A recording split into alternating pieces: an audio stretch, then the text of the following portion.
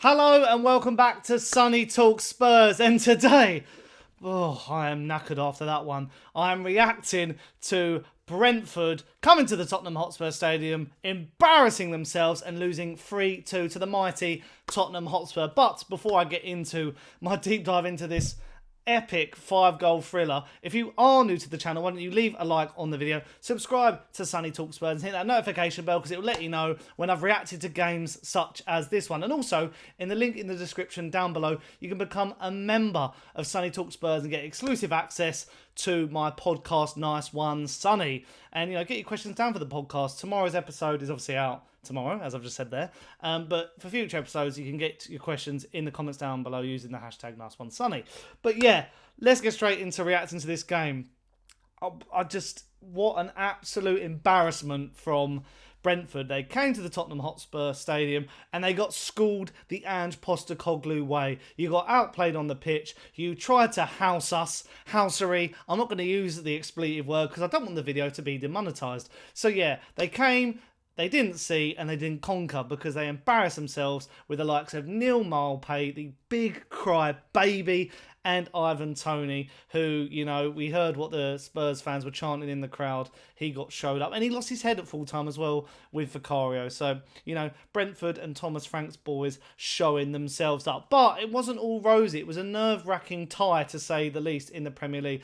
A lot of heat coming into this one, especially with the Antonio Nusa news. A bit of a saga with him, but didn't end up happening because we all know Antonio Nusa has injury problems, so neither side has signed him. But yeah, started off very, very weird. Not the most ideal starts in the sense of we had a lot of the ball trying to create some stuff, but just couldn't break them down. They were frustrating us to the hill, and they opened the scoring as Destiny Udogie made a mistake passing out and ended up giving it away in midfield.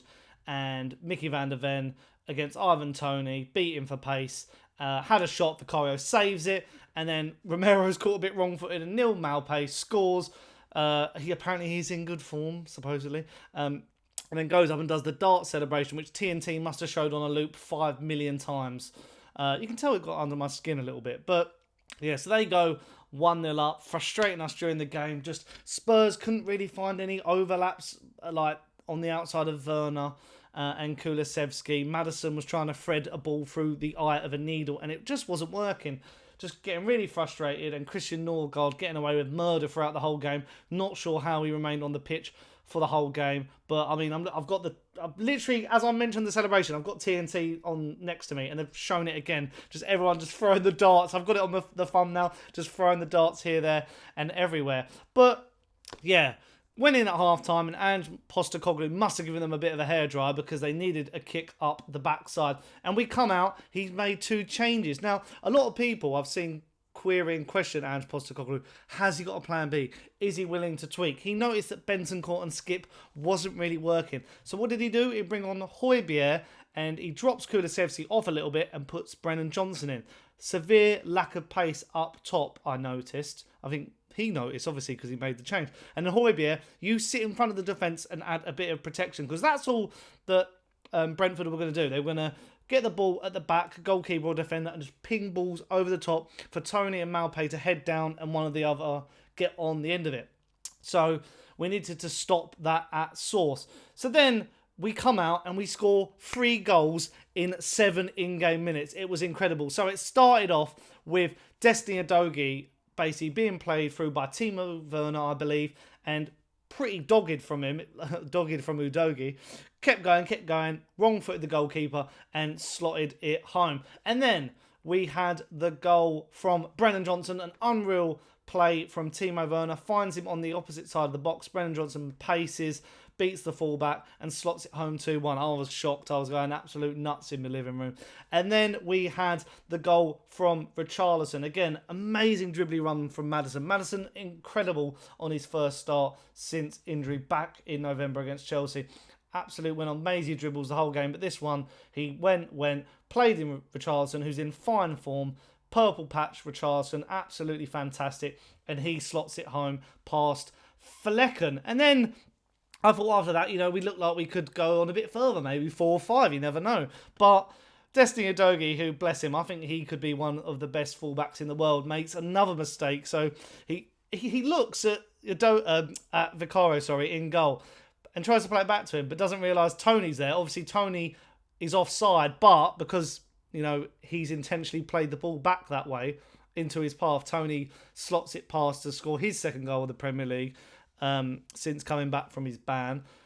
So, yeah, and then it was quite nervy at the end, but I thought Brentford embarrassed themselves, as I said earlier on in the video. Just thought they could come and just house their way through the game. Time wasting from taking corners and goal kicks in the first half. Little things where the ball comes from a throw-in and they're like kicking it along the ground. Absolutely ridiculous. But it didn't work. Ange Postecoglou's football was there to entertain, and, they just couldn't handle it. So, really important fixture this. Really will hopefully, home fixture, really will hopefully boost the fan base, spur us on after, the dismal display and sad exit in the FA Cup. We've got Everton at the weekend where we really need to get a result as well. And, I think now after this, we go level on points with Villa.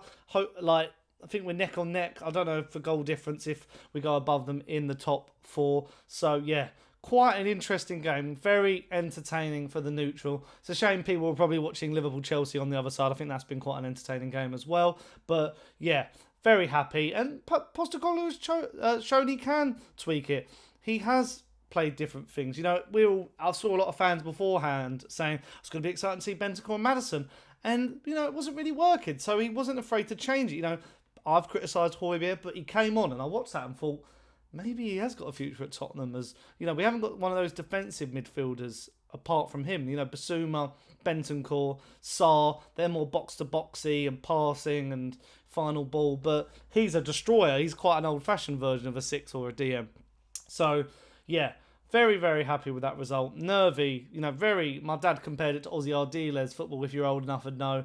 A lot of those games ended, 3-2s, 4-3s, 5-4s, all that sort of stuff, usually on the losing end of those results. But yeah, Spurs go marching on, another win in the Premier League. Hopefully this can really, just as I keep saying, boost the players, show that Tottenham are still in the fight for European football, hopefully Champions League towards the end of the season, and finish in that top 4. But as I say, let me know in the comments down below, what did you make of Neal Maupay and his embarrassment of riches during that whole game? Just proper, he's not even that good. This is what I don't understand. Neal Maupay is not even a good player. If you've got that aura and you've got something about you, I understand it, like a Ronaldo or someone like that. But you're absolutely mid, mate. You're rubbish. Get in the bin. Let me know what you thought about him, what you thought about Brentford's tactics, what you thought about Tottenham's tweaks under Ange. Just all your thoughts in the comments down below.